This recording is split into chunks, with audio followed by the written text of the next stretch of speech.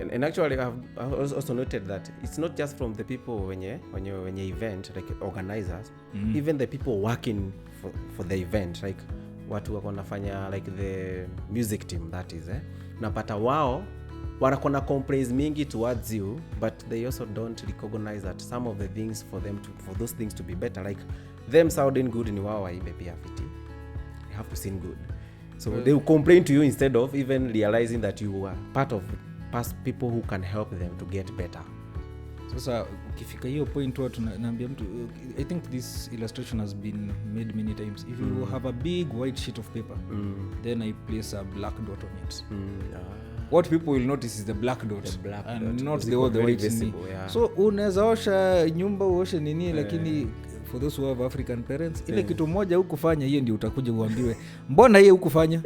So unfortunately it's human, part of it is actually human nature. People tend to see where it is not right, so most of your work which you will perfect ukanini ilikuwa sawa, that one moment mic moja ili drop ndio sayo kila mtu that is what people concentrate on.